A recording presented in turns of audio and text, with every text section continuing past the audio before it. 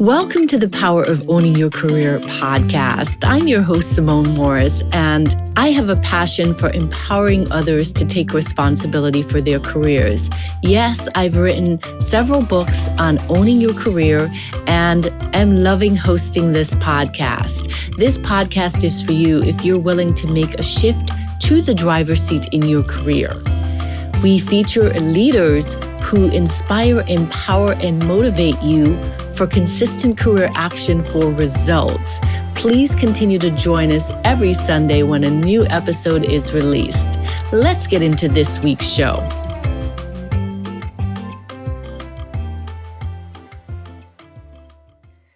In this week's episode of the Power of Owning Your Career podcast, I am so pleased to be joined with the fabulous Sarah Sagredo Hammond. Sarah is the president of Atlas Electrical, Air Conditioning, Refrigerating, and Plumbing Services, Inc., located in Alton, Texas. Sarah, welcome to the show. Thank you, Simone. I'm really excited to be here and grateful that I've been chosen to do this podcast with you. Absolutely. Well, when I see plumbing and refrigeration and air conditioning, is that something that you always wanted to get into, or talk to us about the journey to where you currently are? One of my favorite things to say is, no, my husband doesn't work here. One of the great things about this company is that it got started by my father and my mother, and my parents were migrant workers. And he went into the Air Force, and in the Air Force, he found his passion, and it was the electrical trade and the HVAC. And so he started this company 39 years ago. And here I am today, president of the company. That is amazing. So what was your path to the president seat? How did it, do you consider yourself to be in the driver's seat right now in your career? Definitely driving. I may be running over some stuff on some side curves and stuff like that along the way. I might take a trash can or two, but I'm definitely driving. Awesome. I think that I would have to say I wanted to be an attorney. I worked with attorneys. I started, I was going to some college and I was working with attorneys for years.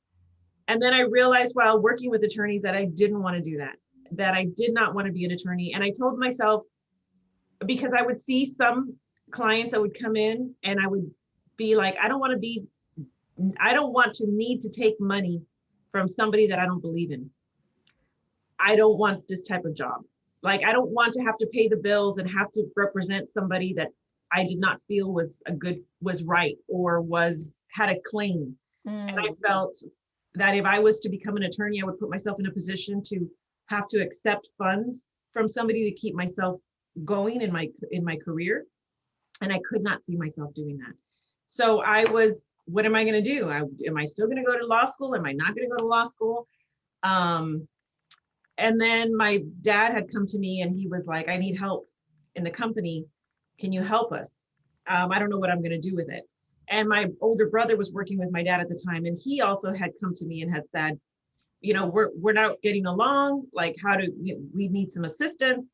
Are you going to come on board and help us? And so that was when I decided, you know what, I'm going to come in and I'm going to help my dad, because my dad was at the point where he was thinking about shutting down, closing the company. And I was like, no, I'm going to come in and I'm going to help. And so that's how I started, like out of need, I guess. Wonderful. I love that you talk about, sort of trying on what you want to do and then making the decision that this is definitely not for me. So I'm going to have to find something else. And I think oftentimes in our careers, the best way to get insight in terms of what we want to do is to try it on to see how it works. So wonderful. So what would you say, just in your experience, how long have you been doing the business or in the president role, Sarah? Well, I've been working with Atlas since '97 doing financing. I've been doing the financials for the company forever. I started with the company when we started it. I was 12 years old. We worked out of the house. And I was answering phones and being a dispatcher at the age of 12 till I was like 15. I always was around the business. I would always help my mother with financial situations. She was a great accountant and she taught me.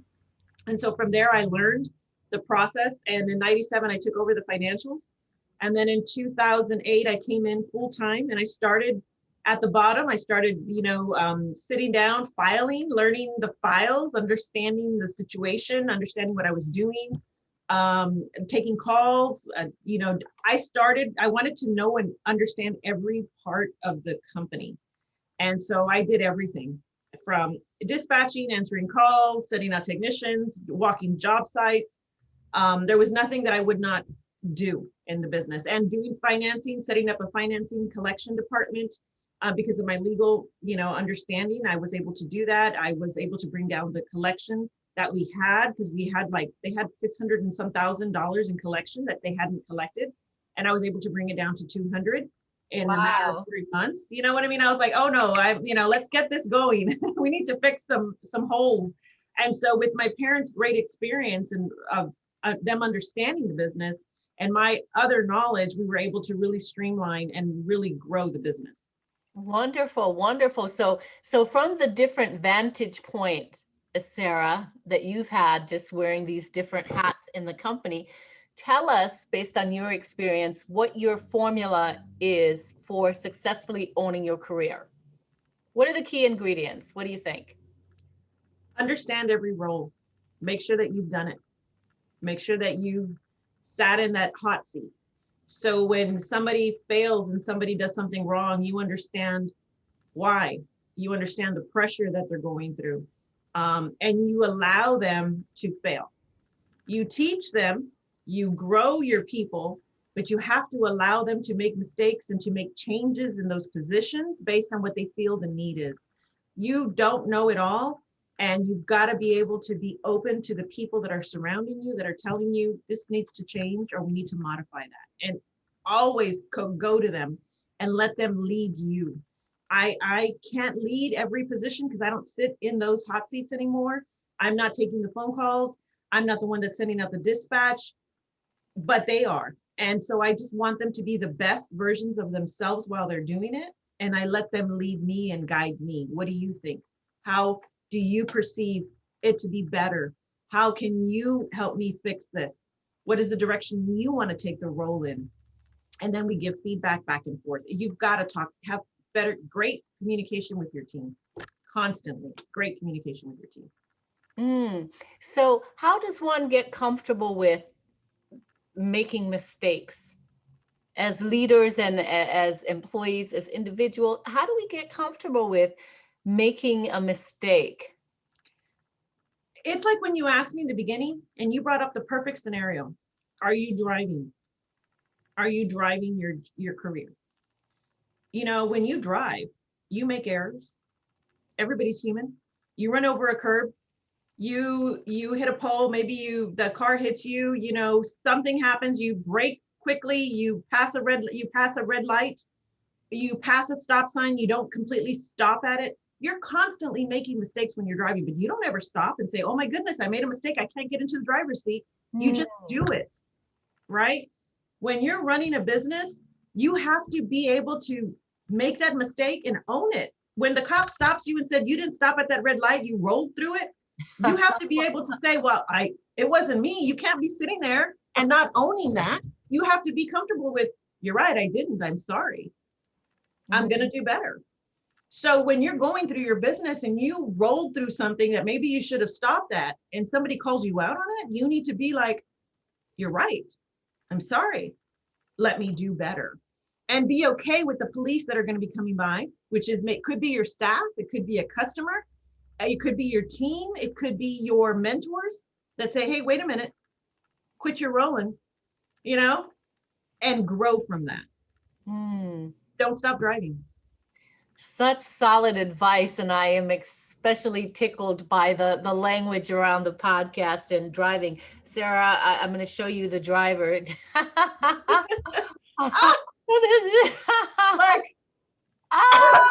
Look at mine. Oh, that is great. Ladies and gentlemen listening, we've got little toy cars here, and I wanted to show Sarah this great car, and she showed me hers too. So lovely. I love it. You are definitely in the driver's seat, Sarah. So talk to us about risk. Wait, Simone, before you go on, What is your car? Because they can't see it. So what is your car? And why do you have that car? So this is from a workshop that I usually do a in-person uh, owning your career workshop. And because of COVID, I haven't done it in the last year and a half, but I usually bring people together and then we go through steps to get into the driver's seat. So my niece made me a big sign about getting into the driver's seat, and it had all cars around it. And so my daughter has been picking the cars off. So it's not a particular car that I chose. I probably would have a Range Rover. That's you know, or one of the Toyota is it F50, one of those type of trucks. But this is, I'm not even sure what this is. It says Momo on it. So Oh, that's so cute. yeah, it's my she's been picking them off of the sign that my niece made. So I kept this one.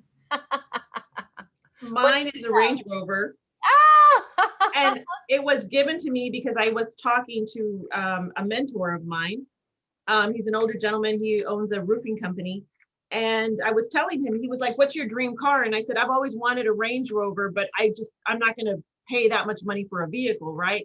Yeah. So he came over one day and he brought me the Range Rover and he said, this is your inspiration. You're going to get your Range Rover. And within 2 years, I ended up getting myself the Range Rover.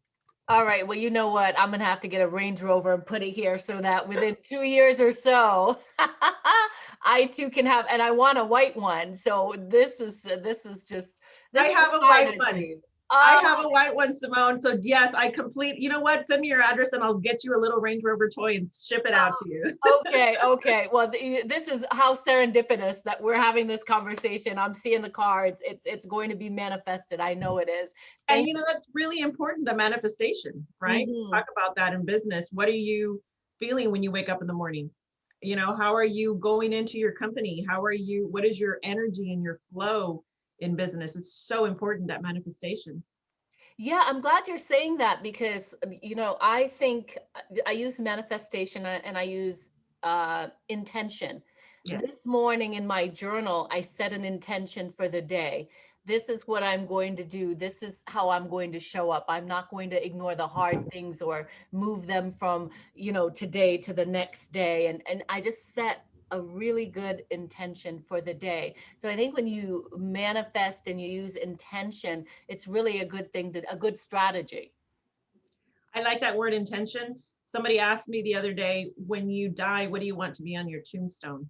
Mm. And my thing is, I want to be known to be intentional. Mm.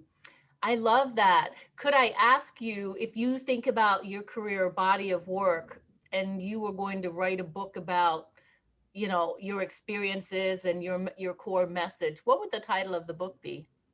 Or what? That's a really good question. The title of my book,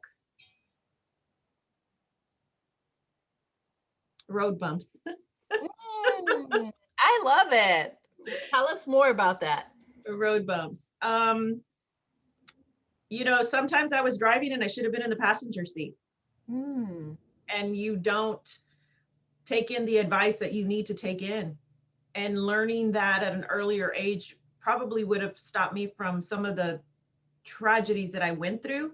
And I say tragedies, but we all learn from them, right? Some of the things that I went through have made me who I am today. But those bumps in the road make you realize sometimes you need to be a passenger and sometimes you need to be the driver and sometimes you need to be the guy who's doing the guide work for the driver, right? Like, let me show you which road to go down. Just because you're running a business doesn't mean you should always be driving. And throughout my life, I can see some of the bumps that I did that I should have been the passenger. I should have listened more. I should have observed better and not just been so quick to just get in the hot seat and run through red lights. Wonderful. So many learnings. So what resources helped you to navigate those road bumps throughout your career? Any resources that you can recommend to our audience just in terms of successfully navigating those road bumps? You mean when you get slapped in the face and hit over? A big stop sign. Oh yeah, big stop sign. Cop, red lights in the back of you. I would probably have to say people. People are great resources. And if you go into a room, don't talk about yourself, let the person talk about them. Learn. Every person has a nugget. It's really funny because what you're doing with these podcasts, you're pulling these little nuggets out of people. Everybody has a nugget that you can take away and use to shift your background, your thinking, your viewpoint. You know, the world has become such a volatile discussion board. Mm. Before we would be able to have conversation and flow and hear other people's opinions and be okay with them sharing their opinion and giving information. Now everything is a fight and an argument. And Mm. we're getting away from taking nuggets in and sitting in a passenger seat. And so I think it's really important that we look at our lives and understand that sometimes maybe you just need to be sitting next to the driver. Sometimes you need to be sitting in the back. And maybe sometimes you need to be strapped in a toddler seat. But, you know, there are just things in our life that we need to have more conversation with and be okay with hearing other people's opinion, whether it resonates with you or not. That's one of my biggest resources. I've had mentors that are men, mentors that are female. I'm always looking to somebody that is doing more and greater things so that I can take away something in my own life and develop. Reading books, you know, listening to podcasts, always trying to hear something new on a daily basis. My dad is an avid, like when I would grow up, he'd come in, oh, I read this. Oh, I listened to this on the TV. Oh, check this out on this newspaper article, constantly putting stuff in my face. And I'd be like, you learn something new every day. And I've become him. I need to learn something new every day. Oh, I love what you're saying, Sarah. I set this intention last night that I am going to stop surfing. I find myself at the end of the day just surfing social media just to decompress. And before you know it, I've spent 2 hours. And I literally wrote in my journal last night that when I get to 9 p.m. Eastern Standard Time, I am going to read from 9 to 10:30. That's a new commitment for me. I have tons of books. I'm a lifelong learner, but oftentimes I get jammed up in making time to do the reading. And so I'm loving what you're saying, just really setting an intention to learn something new every day, learn from people. And as a diversity, equity, and inclusion practitioner, that's what I do as well. I love hearing the conversation about taking nuggets in. Take nuggets in and make space to allow yourself to be the passenger. I just love that. Yeah, I mean, you started it with the driving thing. I think I'm going to add that to one of my presentations when I speak. Yes. You know, I do have a tip for you, though, in your reading. If you would give yourself some freedom instead of making yourself a time slot, if you would give yourself a freedom and just say, I'm going to read a chapter, or I'm going to start with 2 pages a day, then you're more forgiving of yourself if you don't end up reading for that long, or if you decide you don't want to. So just give yourself a small dedicated time. And once you do that, it'll become a practice, a habit every single day where you read a page or two and you're okay with that. And you can walk away, or you sit there and you read for 3 hours. I love that. Give yourself grace. Yes. Yes. Sometimes we can be very hard on ourselves. So it's like, I must be in school. I must be learning to stay current, in your careers, staying current on what's happening in your industry or just building your capabilities is really important. And you have to carve out time. But I love the idea of giving yourself grace so that you don't beat yourself up if you don't accomplish that Herculean goal that you've set an hour and a half or so. Especially as women, we have a tendency to be so hard on ourselves, and we give up when like just in working out. Well, I have to work out every single day. Well, why don't you just say I'm going to work out 3 times a week? And anytime, as long as I work out 3 times. I always tell my daughter, just give yourself 7 days, 2 times a week. And anytime you want to, and work out 2 times. And if you're coming to your 7 days and you haven't worked out, you're going to have to work out either really hard the last day, or you're going to work out the last 2 days.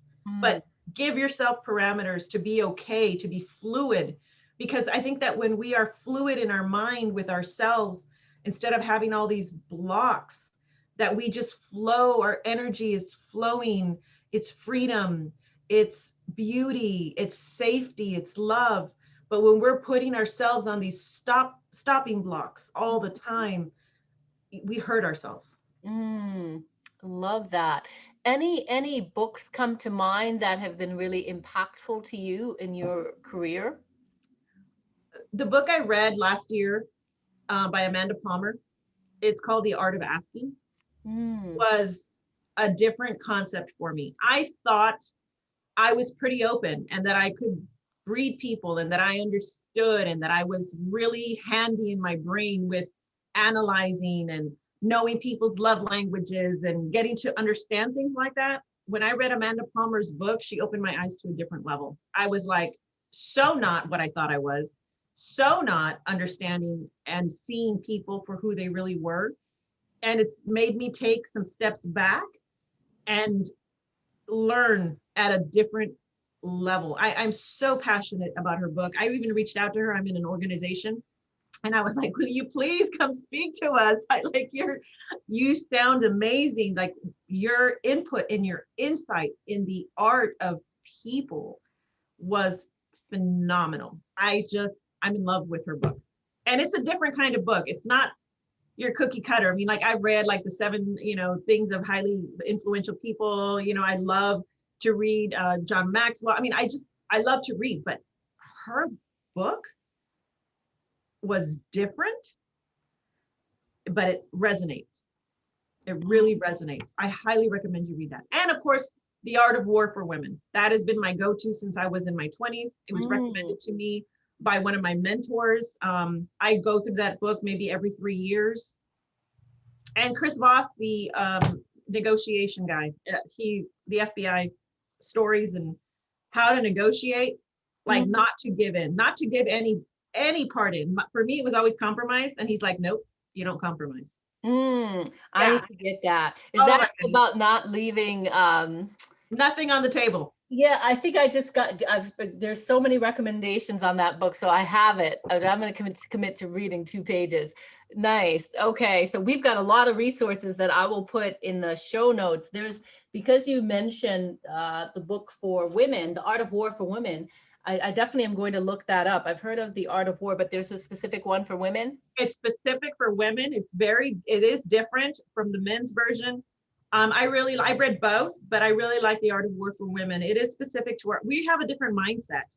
Men think differently. Their strategies are not from the heart. Their strategies are from the mind, very analytical. We have emotion that we bring into it, and it talks to you about that emotion. It talks to you about how to deal with it, how to handle, what are you doing? How are you going to win the war? I was just recently in a situation where somebody came at me with a battle, and I was like, okay, I'm going to lose this battle, but I'm going to win the war. And so I'm doing something that's at a different level because I need to change the way the laws are. So I'm going to go and I'm dealing with the Capitol and fighting in Austin because I know I lost this battle, but I'm not going to let anybody else lose this battle. Nobody else is going to feel like I do. I'm going to go fight the war. I love that. You've given us so many nuggets today. Oh my goodness. And you're causing me to show up a bit more in the interview. I usually am listening and staying back, but you're pulling me in. So of course I ran over to my bookshelf and I Think and Grow Rich for Women by Sharon Lechter. So Napoleon Hill, I love his book, Think and Grow Rich, but also the Think and Grow Rich for Women is a great addition to your career library, just to learn some concepts. Oh, thank you. I'm writing it down. I'm definitely going to go get that one.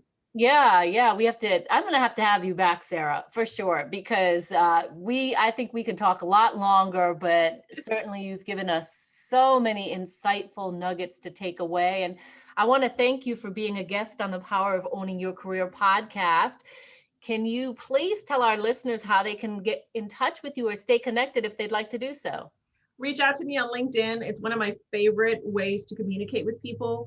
I'm on LinkedIn, Sarah Sagredo Hammond. You can find me on Instagram, Sarah_Atlas RGV for the Rio Grande Valley. So you can find me on Facebook, but I'm under my husband and my name on Facebook, but you can find my company on Facebook. We're on a website. So just look out for me, but LinkedIn is one of the easiest and the best ways to communicate. I love to communicate with people on LinkedIn worldwide. So reach out. And I am a speaker, so I do speak at several different conferences. And if you're looking for a speaker, I have many different little nuggets and road bumps that I want to talk to you guys about. Wonderful, wonderful. Again, it has been my pleasure to learn more about your career story and to learn about you in the driver's seat. Thank you so much, Sarah. Thank you, Simone. I sincerely hope that you enjoyed this week's empowering career story on the podcast. If you did, I'm going to ask you to do me a favor. Wherever you listen to the podcast, be sure that you are subscribing and that you rate and review the podcast. It's so important as we continue to spread the word of career empowerment. In addition, you can head over to the LinkedIn platform and join the Power of Owning Your Career discussion group. There you can have access to the guests who have been on the podcast, as well as others listening to the podcast, as well as myself, where we can continue the conversation. I hope to see you on that platform. You can also email me at pooyc@simonemorris.com if you have a suggestion for guest or a message that you want me to hear personally. Thanks so much, and make it an inspiring, empowering week in your career.